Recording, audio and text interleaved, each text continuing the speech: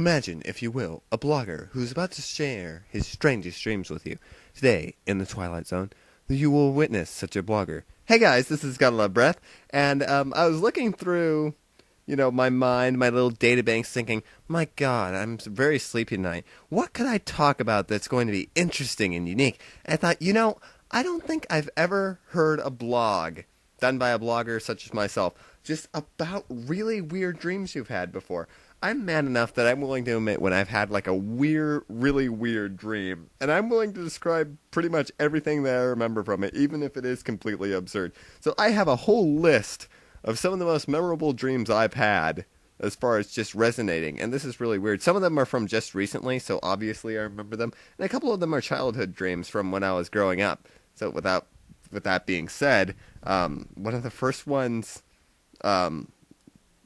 things I think about is that I think you can actually tell a lot about what is on a person's mind based on their dreams, because I will have watched something the previous night, go to sleep, and then have a dream related to it. Like, I think I was watching a movie the other night, and it came into my dream somehow. Like, one of the main characters from the movie was, like, there. It's kind of freaky. Okay, even if they are just a little bit weird, there is some meaning to dreams as far as just what we're thinking about in our everyday lives. So, okay, just the other night, I had a dream that I was in Japan.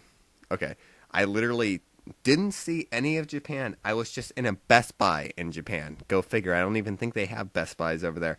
And I was looking through the aisles, and I ended up realizing that the anime DVDs weren't as cheap as I thought they were going to be. In fact, the anime DVDs were pretty much just as expensive as they were in the US. And I ended up going to the manga aisle, and I was absolutely terrified, because the manga aisle was actually smaller than it was in the Barnes & Noble in the U.S. Maybe it's because I was in a Best Buy, which is rather odd. I think it actually morphed. I was in a Best Buy, and then like the back section of the Best Buy was like a Barnes & Noble. This is crazy dream thinking. I mean, I can walk into one section of a room, and there will be a giant enemy crab and riding a sandworm, and it will make perfect sense. This is a dreamscape. So, this was a very strange dream, and let me put an interpretation on this. Okay, I was in Japan, so obviously I was thinking about the fact that I haven't watched anime in like 2 weeks, and I've been so preoccupied with Half-Life 2 that I haven't been watching much anime. I believe that is where the meaning comes in. I am longing for my Japanese time, and also maybe it's pretty much one of these days I would like to go inside a Japanese store and take a look at their manga section, just to see, like, pure essence of manga. And I think I'll be just as disappointed as I was in this dream as I go in there and I realize, oh, wait, not all of Japan is based around anime, which obviously I understand that, but still. It was so nice when I first started watching like these shows and reading manga, when I thought of Japan as like a wonderful place where like giant mecha just suddenly came out of buildings and started shooting the crap out of angels. But unfortunately, it doesn't work out that way. Reality is so sad. I had a dream about test anxiety. I have these all the flippin' time. I will have a nightmare about having gotten an F in a particular class. It'll be in a class I don't even have anymore. It'll be an algebra class, which I have taken all of the required algebra I need. I don't need to take any more algebra for the degree that I want. So I don't ever need to think about algebra again. But I keep on having recurring nightmares about getting Fs in algebra. I am not kidding. And one time I was even having a tutoring studying session inside of what looked like the inside of Rapture from BioShock. I am not kidding. This doesn't make any freaking sense to me. I don't understand why I was getting tutoring lessons, or I think I was having a class inside of what looked like Rapture. I remember this very clearly. It was like an underwater city, like Atlantis, or it pretty much looked like Rapture. Let me try to make a connection here. Around the time when I was studying for tests, like a year ago, I had just bought BioShock, and hence those two connect together somehow, because BioShock was diverting me from my studies. See? Meaning once again. Yeah, right. But still, why would I study inside of Rapture? I still don't freaking get that. I want to understand this, but there's just no meaning to it. How would my mind say, what would be cool? Just to, like, screw with him? We should just have him, like, studying in an underwater city filled with splicers. That would be awesome. Although there are no splicers there, unfortunately. That would have been awesome. I would have loved to have a dream where I'm like looking through my textbook and all of a sudden the splicer comes up behind me and just guts me right there and then there. Oh, gotta love video games. And I had dinner. I did have dinner. I think this one's the best. I had dinner with the entire cast of Haruhi once. No joke. The entire cast of Haruhi and I sat down to dinner, and Yuki Nagado was staring straight at me. Her face was like right on top of mine. It was rather creepy, really. She was leaning in, and I must have been like, this must have been during one of my really lonely periods when like I confused 2D fictional characters with real people, which I never do, by the way. That's more of a joke than anything else. But I literally had a dream about Yuki Nagado like staring straight at me during a dinner with the cast of Haruhi. I think this was a year ago. I think this might have been over a year ago. Damn, that dream it weirded me out afterwards because there's nothing stranger than knowing that your mind works in such a way that you're going to have dinner with the entire cast of a fictional anime series. I really need to like cut down on some of this crazy stuff.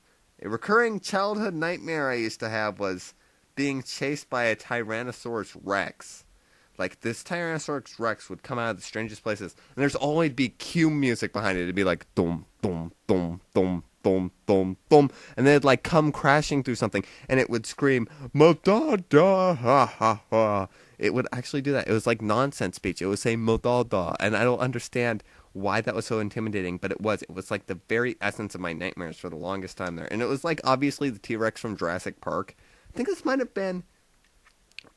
have come from the old Sega Genesis Jurassic Park game. You know when the game opens up and the T-Rex is like staring right at you and it roars, "Sega." That freaked the hell out of me when I was a kid. Don't ask me why. That gave the shivers down my spine. I think this is mostly because I was obsessed with Jurassic Park. Oh, and Jurassic Park the Ride. I had dreams about how wonderful Jurassic Park the Ride was going to be. When I actually went on it, it was pretty crappy. But those dreams, oh my god, they were so elaborate. The animatronics were so amazing. It was like actually being inside of Jurassic Park. And I remember in the dream, I've had like 20 dreams about Jurassic Park the Ride when I was a kid. When you were going down the drop, you would see the T-Rex mouth at the bottom, and you would be plunging right into the T-Rex's mouth, but he would pull away right before your car was about to go inside of his mouth, and so you didn't actually get eaten by the T-Rex, but it looked like you were about to, and it was so freaking cool. But of course that didn't end up happening in the ride. But that's the kind of things I always envisioned for that ride. But of course Universal Studios had to let me down with what was basically a glorified hybrid of the Jungle Cruise and Splash Mountain. Ugh, I was so disappointed by that ride. The final dream that I can think of right at this moment is a dream I had back when Return of the King was coming out. And I was looking forward to that so much because I was a huge Lord of the Rings geek. And I had a nightmare once about it having a horrible twist and having it be horrible. And the horrible twist was the entire Lord of the Rings up to this point had taken place within a virtual reality. I am not kidding. Like, that was the entire twist. And the whole thing was being run by this super intelligent primate.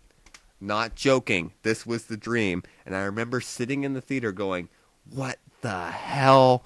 No, no, no. Because I was looking forward to it so much. And those nightmares, like, scared the crap out of me. That was, like, the scariest thing of all time for me. Was, like, if The Return of the King is not the best movie ever, I am going to be uber pissed. Especially if it's, like, the twist is they're all living within a virtual reality run by a primate. That just thinking about that dream makes me want to cry.